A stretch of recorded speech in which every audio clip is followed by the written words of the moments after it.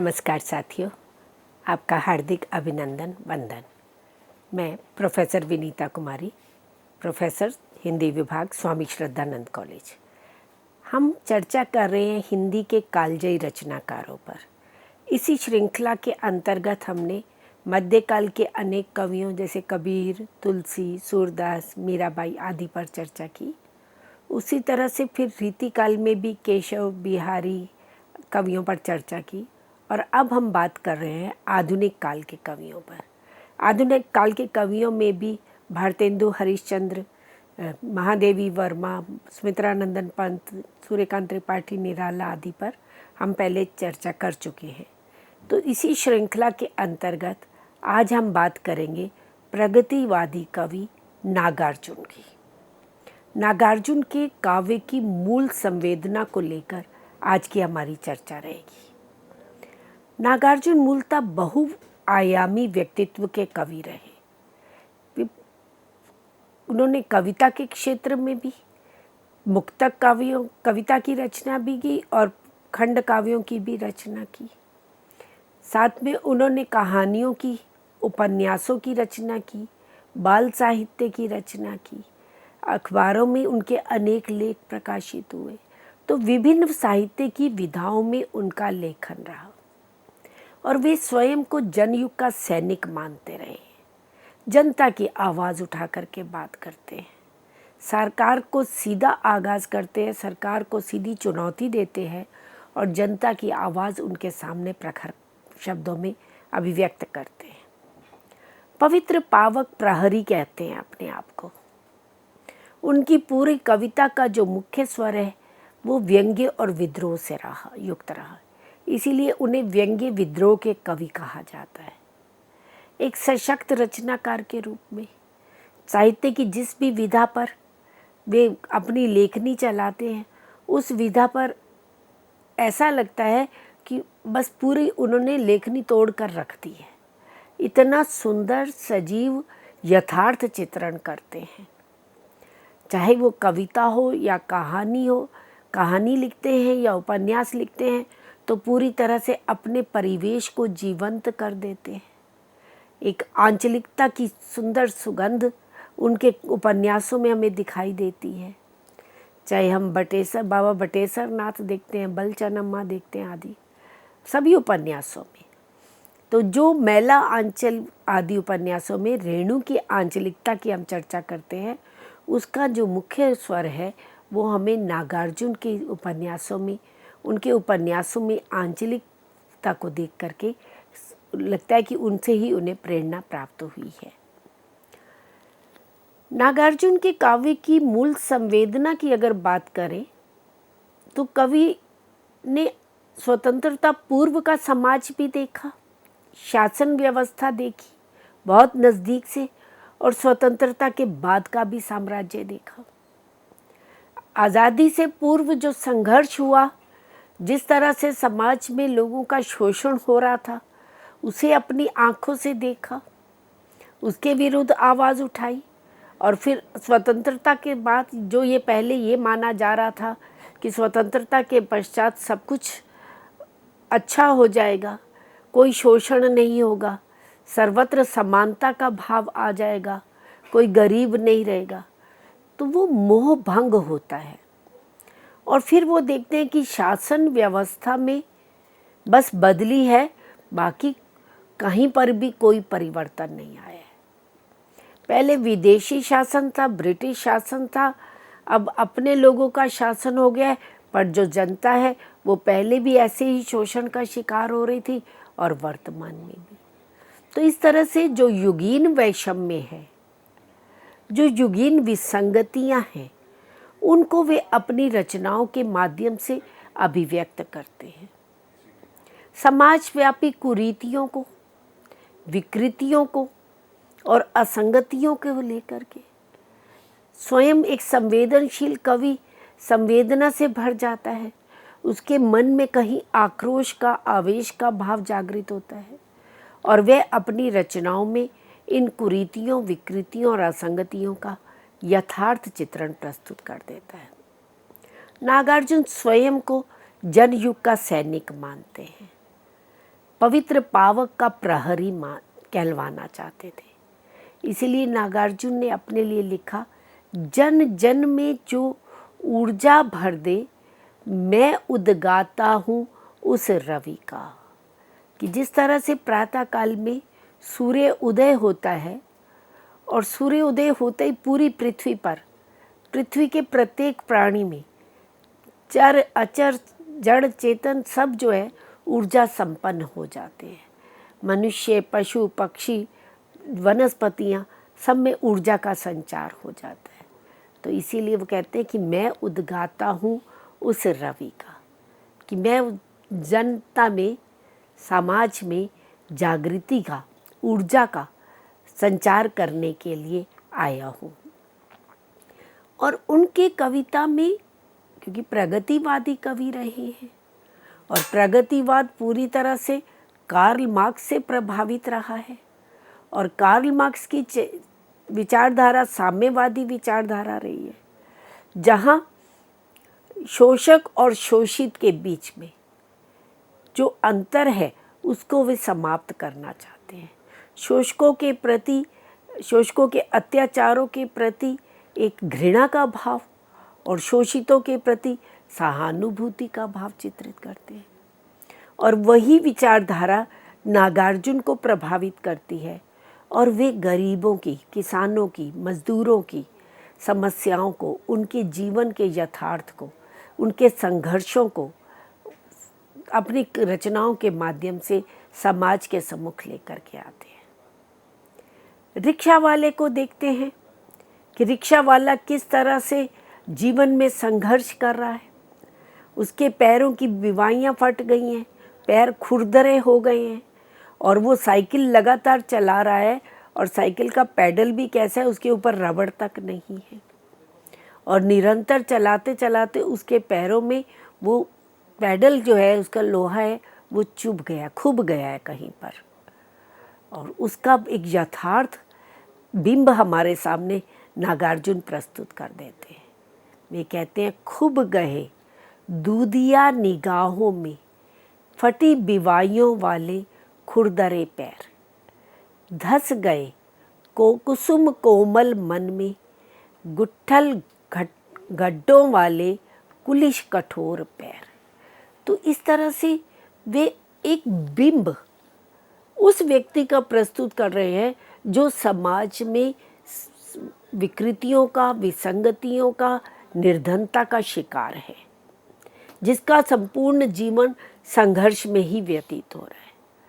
तो कैसे कहते हैं, फटी बिवाइयों वाले खुरदरे पैर। तो ये खुरदरे पैर कविता का शीर्षक ही है, और पूरा उस रिक्शा वाले का एक बिंब प्रस्तुत कर देते हैं। जिस तरह से निराला इलाहाबाद के पथ पर एक मजदूर स्त्री को पत्थर तोड़ता हुआ देखते हैं, तो उनके भीतर संवेदना जागृत होती है। वे उसकी पीड़ा को आत्मिक पीड़ा के रूप में देखते हैं, और वह तोड़ती पत्थर कविता की रचना करते हैं, भिक्षुक कविता की रचना करते हैं। उसी तरह से नागार्जुन भी एक संवेदनशील मन वाले हैं, और वो इस तरह से समाज में संघर्षशील व्यक्तियों की पीड़ा को अपने भीतर अनुभव करते हैं, और उसकी यथार्थ मार्मिक अभिव्यक्ति प्रस्तुत कर देते हैं। नागार्जुन ने ग्रामीण और नगरीय जीवन दोनों की विषमताओं को अपनी आंखों से स्वयं देखा। उनका अपना जन्म बिहार में मिथिला प्रदेश में हुआ, बाल्यकाल पूरा ग्रामीण वातावरण में रहा। तो ग्रामीण जीवन में जो विषमताएं, विसंगतियां रही, वे उन्होंने स्वयं अनुभव की। और नागार्जुन यायावरी वृत्ति के रहे, संपूर्ण भारत में ही नहीं, बाहर भी, श्रीलंका, तिब्बत आदि की भी यात्रा की, बौद्ध धर्म से भी प्रभावित हुए। राहुल सांकृत्यायन से प्रभावित होकर के उन्होंने पाली आदि भाषाओं को, प्राकृत आदि भाषाओं को सीखा, बौद्ध धर्म और दर्शन का अध्ययन किया, और इधर कन्याकुमारी से काठियावाड़ तक पूरा भ्रमण किया। तो नगरीय जीवन की विषमताओं को भी उन्होंने अपनी आंखों से स्वयं देखा, अनुभव किया। तो अपनी कविताओं में वे ग्रामीण और नगरीय जीवन दोनों की विषमताओं का चित्रण करते हैं। श्रमिकों की जो दैन्यपूर्ण अभावों में पल रही जिंदगी है उसका साक्षात चित्र प्रस्तुत करते हैं। और नगरीय जीवन में जिस प्रकार से एक आपाधापी व्याप्त हो चुकी है, स्वार्थपरता इतनी हावी हो गई है कि हम दूसरे के सुख दुख के प्रति संवेदनशील नहीं रह पा रहे, तो वो स्वार्थपरता और यांत्रिकता, सभी व्यक्तियों का जीवन एक मैकेनिकल जीवन हो गया। सब भाग रहे हैं, कोई किसी के पास रुककर उसकी पीड़ा को समझने के लिए तैयार नहीं है। शोषण निर्धन वर्ग का, किसानों का, श्रमिकों का जिस प्रकार से शोषण हो रहा है और निरंतर पूंजीपतियों का अत्याचार बढ़ते चले जा रहे हैं, तो इन सब अत्याचारों का, उत्पीड़न का, नगरीय परिवेश में व्याप्त आपाधापी का, स्वार्थपरता का, यांत्रिकता का एक यथार्थ चित्र ही प्रस्तुत नहीं करते हैं, अपितु बहुआयामी चित्र प्रस्तुत करते हैं। नागार्जुन की कविता में हम देखते हैं वैविध्य भी है और व्यापकता भी है। सभी विषयों को, चाहे वो ग्रामीण जन से संबंधित हो या नगरीय जीवन से संबंधित हो, चाहे वो शोषक व्यक्ति हो या शोषित व्यक्ति हो, सभी को केंद्र में रखते हुए, चाहे वे राजनीतिक सत्ता है या सामान्य जनता है, तो सबके जीवन के विविध चित्र व्यापक रूप से अपनी कविताओं में, अपनी रचनाओं में अभिव्यक्त करते हैं। और श्रेष्ठ कवि वही माना जाता है जो अपने युगीन परिवेश को अपने रचनाओं के माध्यम से अभिव्यक्त करता है, क्योंकि साहित्य तो समाज का दर्पण है, समाज की चित्तवृत्तियों का प्रतिबिंब है। तो जो उस समय भी समाज में नागार्जुन ने स्वतंत्रता पूर्व समाज के वैषम्य को देखा और स्वतंत्रता प्राप्ति के पश्चात भी जो युगीन वैषम्य है वो उनको कहीं अपने भीतर तक कचोटता है, कहीं भीतर तक उनके मन में एक विद्रोह का भाव जगा देता है। तो वह भूखमरी का, अकाल का, बाढ़ का, महामारी का, महंगाई का, बेरोजगारी से टूट रही जनता का दुख दर्द को साक्षात चित्र प्रस्तुत करते हैं, उसे अपनी शब्दों से उसका एक रेखा चित्र प्रस्तुत कर देते हैं। वे कहते हैं, कहीं बाढ़ भूचाल, कहीं पर कहीं अकाल, कहीं बीमारी, महंगाई की क्या नज़ीर दूँ, मानो द्रुपद सुता की सारी। कि महंगाई की तो मैं क्या बात करूं, ऐसा लगता है जैसे पौराणिक काल में द्रौपदी की जो साड़ी थी वो बढ़ती चली गई थी, इसी तरह से महंगाई जो है वो बढ़ती ही चली जा रही है। भूखों मरो चबाओ पत्ती, मगर अन्न का नाम न लेना, कहीं न तुम भी पकड़े जाओ, कहीं सफाई पड़े न देना। अंतिम दो पंक्तियों में नागार्जुन शासक व्यवस्था पर, शासन व्यवस्था के किए गए अत्याचारों पर, उनके द्वारा किस तरह से जनता की आवाज़ को दबाया जाता है उसका चिट्ठा प्रस्तुत करते हैं। कि जनता अगर कोई आवाज़ उठाती है, महंगाई की बात करती है या बेरोज़गारी की बात करती है, तो उन्हें पकड़ करके जेल में बंद कर दिया जाता है। तो तुम क्या करो, चुपचाप भूखे मर जाओ, पत्ते चबा करके बीत जाओ, पर खाना नहीं मिल रहा, अन्न नहीं मिल रहा, ये नाम भी मत लेना, कहीं ना तुम भी पकड़े जाओ। क्योंकि वे देख रहे हैं जो आवाज़ उठाता है उसकी आवाज़ को दबा दिया जाता है। शासन व्यवस्था जो है उन्हें जेल में बंद कर देती है, कहीं तुम्हें अपने विषय में सफाई पड़े न देना। तो इस तरह से युगीन विषमता का एक साक्षात चित्र नागार्जुन प्रस्तुत करते हैं। प्रगतिवादी चेतना से संपन्न कवि रहे हैं। यद्यपि नागार्जुन प्रारंभ में कार्ल मार्क्स की विचारधारा से प्रभावित होते हैं, उनके साम्यवाद से प्रभावित होते हैं, परंतु धीरे धीरे वे वहाँ से भी उनका मोह जाल जो है वो छूटता है, मोह बंधन टूटता है और आगे बढ़ते हैं और उनकी कविता जनवादी चेतना से युक्त हो जाती है। वास्तव में नागार्जुन प्रगतिवाद की अपेक्षा लोक चेतना के कवि रहे और लोक में शोषितों को, उपेक्षितों को देखा तो उनके प्रति उनके भीतर एक गहरी सहानुभूति का भाव प्रकट होता है।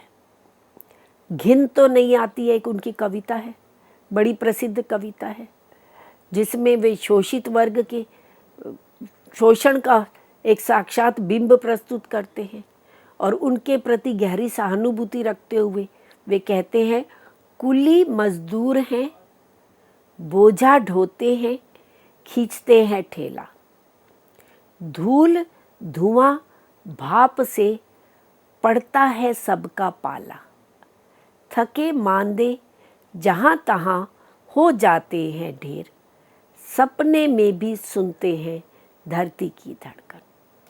तो उनका कुलियों का, मजदूरों का जो एक संघर्षमय जीवन है, उसका एक साक्षात बिंब नागार्जुन हमारे सामने प्रस्तुत कर देते हैं कि दिन भर बोझा ढो रहे हैं, दिन भर ठेला खींच रहे हैं और इतने थक जाते हैं कि उनको, जो निर्धन वर्ग है, जो श्रमिक वर्ग है, वो कहीं भी सो जाता है तो गहरी नींद आ जाती है। और जो दूसरी तरफ पूंजीपति वर्ग है, जो धन संपत्ति से संपन्न है, वे रात को नरम कोमल बिस्तरों पर भी करवटें बदलते रहते हैं, उन्हें नींद नहीं आती है। थके मांदे जहाँ तहाँ हो जाते हैं ढेर, इतने थक जाते हैं कि जहाँ भी उनको स्थान मिलता है, सड़क पर मिलता है, सड़क के किनारे मिलता है, वो वहीं ढेर हो जाते हैं, वहीं सो जाते हैं और सपने में भी धरती की धड़कन सुनाई देती है। तो इस तरह से और ऐसे लोगों के प्रति एक और सहानुभूति का भाव रख रहे हैं और दूसरी ओर शोषकों कहते हैं कि ऐसे मजदूरों को देखकर, ऐसे कुलियों को देख करके क्या तुम्हें घिन तो नहीं आती है? क्योंकि जो पूंजीपति वर्ग है वो इनके प्रति घृणा का, नफरत का भाव रखता है। तो पूरी कविता अपने आप में एक यथार्थवादी कविता भी है, जो शोषितों का पूरा एक चित्र प्रस्तुत करती है और दूसरी ओर पूंजीपति वर्ग पर व्यंग्य भी दिखाती है, व्यंग्य की भाव भी प्रस्तुत कर देती है। तो एक और नागार्जुन शोषितों के प्रति सहानुभूति का भाव रखते हैं, उनके प्रति उनके मन में भी एक पीड़ा का भाव जागृत होता है। और दूसरी ओर जो शोषण करने वाले जमींदार हैं, जो पूंजीपति हैं, साहूकार हैं, उनके विरुद्ध तीखा स्वर उनके रचनाओं में दिखाई देता है। शोषण के विरुद्ध तीखा स्वर, ये पूरी प्रगतिवादी कविताओं की विशेषता रही है। चाहे हम केदारनाथ सिंह की कविता देखें, त्रिलोचन की कविता देखें, नागार्जुन की कविता देखें, यहाँ तक कि निराला की कविता भी छायावाद से जब वो आगे बढ़ते हैं तो उनकी कविता में भी शोषण के विरुद्ध तीखा स्वर दिखाई देता है। तो एक इनकी प्रसिद्ध कविता है सच ना बोलना, और इस कविता में वे पूंजीपतियों पर, जमींदारों पर, साहूकारों पर व्यंग्य भी करते हैं। वे कहते हैं, जमींदार हैं, साहूकार हैं, बनिया हैं, व्यापारी हैं, अंदर अंदर विकट कसाई, बाहर खद्दरधारी है। कि उनका जो बाह्य रूप है, बाह्य व्यक्तित्व है, वह अपने आप को तो बड़ा देशभक्त, राष्ट्रभक्त दिखाते हैं, बाहर खद्दर धारण करते हैं और अंदर अंदर विकट कसाई, और भीतर उनके कैसे रहते हैं? कसाई की तरह, हिंसा का भाव उनके भीतर भरा हुआ है। चाहे वो व्यापारी है, चाहे वो जमींदार है, पूंजीपति, जिसके पास भी धन संपत्ति है, जो पूंजीपति वर्ग है, उसका दोहरा जो चरित्र है वे समाज के सामने लाते हैं।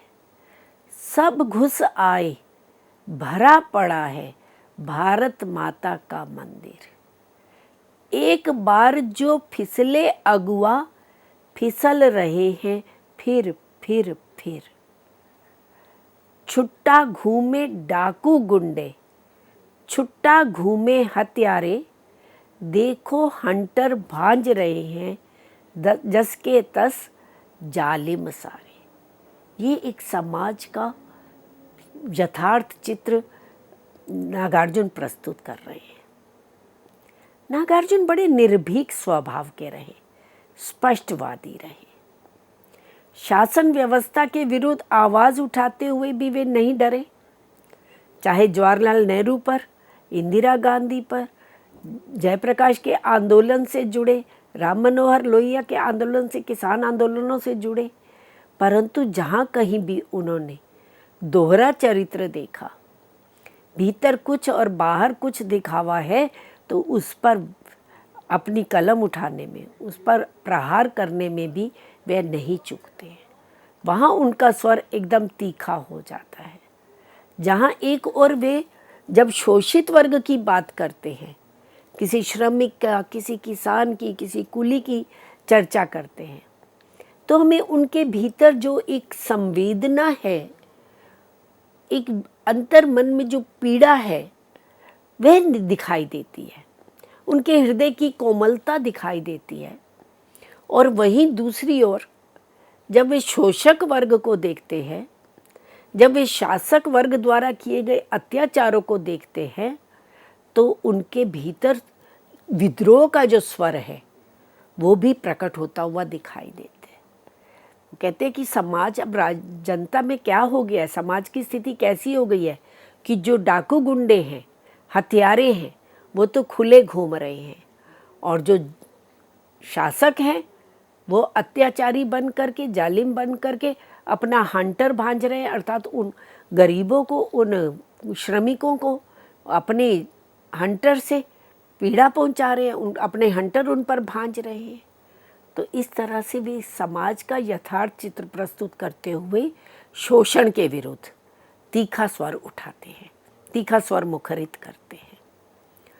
श्रमिकों की वैषम्यपूर्ण जीवन के लिए जिम्मेदार व्यक्तियों, सरमायादारों, संस्थाओं और सरकारों पर भी वे जमकर प्रहार करते हैं। अभी मैंने बताया कि बड़े निर्भीक स्वभाव के रहे हैं, अक्खड़ स्वभाव के रहे हैं, मस्त मौला रहे हैं।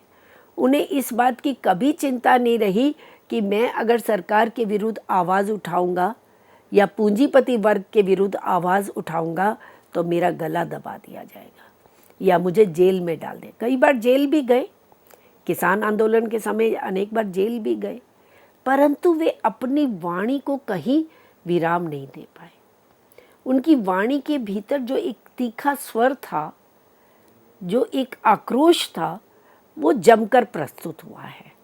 उन्होंने सरकार पर भी प्रहार किया, विभिन्न संस्थाओं पर, जो संस्थाएं बनी समाज के कल्याण के लिए, और वे समाज के कल्याण का कार्य ना करके अपना ही पेट भरने में लगे हुए थे, तो ऐसी संस्थाओं पर भी जमकर प्रहार करते हैं। और जो भी श्रमिकों के जीवन के लिए, उनके जीवन में आई हुई विसंगतियों के लिए, उनके जीवन के वैषम्य के लिए जिम्मेदार व्यक्ति हैं, उन सब पर वे जमकर प्रहार करते हैं। एक दुखरन मास्टर उनकी बड़ी प्रसिद्ध कविता है, जो पाठ्यक्रम विद्यालयों में पाठ्यक्रम में निर्धारित है, बीए के पाठ्यक्रम में भी निर्धारित है। मास्टर की कैसी दयनीय स्थिति हो गई है, उसका जीवन किस तरह से वैषम्यपूर्ण हो गया है। एक और उसका यथार्थ चित्र प्रस्तुत करते हैं, और दूसरी ओर शासन व्यवस्था पर भी प्रहार करते हैं। वे क्या कहते हैं, घुन खाए शैतीरों पर 12 खड़ी विधाता बाँचे।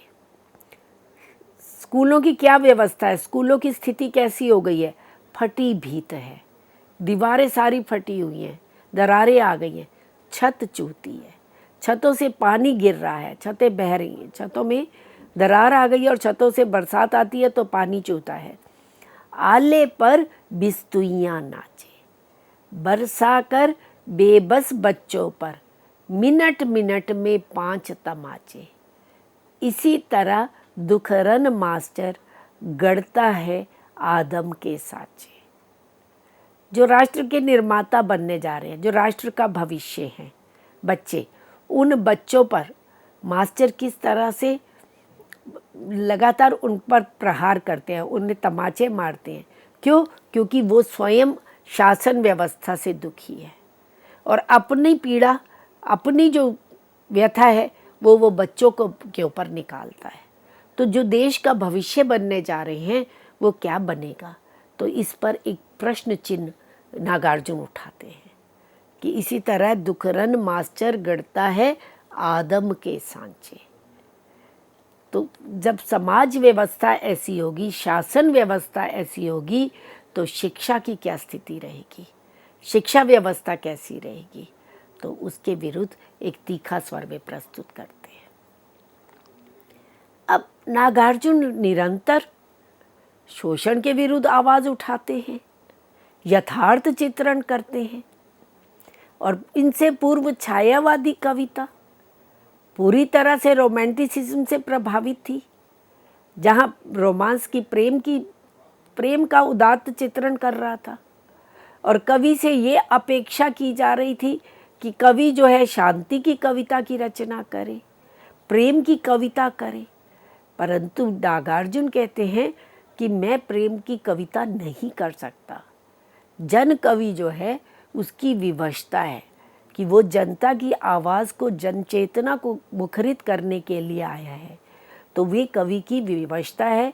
तो वे कहते हैं, कैसे लिखूं शांति की कविता, अमन चैन को कैसे कड़ियों में बांधूं। कि जो कवि शांति की कविता कर रहे हैं, अमन चैन की कविता कर रहे हैं, कहते हैं मैं समाज को इस तरह से शोषित पीड़ित देखते हुए, समाज की इस वैषम्यपूर्ण स्थिति को देखते हुए अमन चैन की कविता कैसे करूं, उनके छंदों को कैसे बांधूं। मैं दरिद्र हूँ, पुष्ट पुष्ट की यह दरिद्रता, कटहल के छिलके जैसी खुरदरी जीभ से मेरा लहू चाटती आई। मैं ना अकेला, मुझ जैसे तो लाख लाख हैं, कोटि कोटि है। तो पूरा एक समाज का यथार्थ चित्र भी प्रस्तुत कर रहे हैं, और वे कह रहे हैं, साथ में अपनी विवशता भी बताते हैं कि मैं प्रेम की, शांति की कविता नहीं कर सकता। जब समाज की ऐसी स्थिति हो, समाज में निरंतर दरिद्रता का साम्राज्य हो, तो और मैं अकेला ही ऐसा नहीं हूँ, मेरे जैसे लाखों करोड़ों लोग हैं जो इस वैषम्य को झेल रहे हैं, इस वैषम्य की पीड़ा से रूबरू हो रहे हैं। तो मैं कैसे लिखूं शांति की कविता। तो ये नागार्जुन ने शोषण के विरुद्ध तीखा स्वर उठाया। तो हमने मित्रों अभी तक नागार्जुन की मूल संवेदना के भीतर दो उनकी पक्षों को रखा है। एक तो समाज का यथार्थ चित्रण, युगीन वैषम्य का चित्रण किस तरह से नागार्जुन ने अपनी कविताओं में प्रस्तुत किया है, और दूसरा शोषक की अत्याचारों का, उनके प्रति आक्रोश का, और शोषितों के प्रति सहानुभूति का चित्रण हमने अभी बात की है। नागार्जुन की काव्य के विविध स्वर रहे हैं, विविध बिंदु रहे हैं। तो अन्य जो उनकी संवेदना के पक्ष रहे हैं, उन पर चर्चा हम अपने अगले व्याख्यान में करेंगे। धन्यवाद।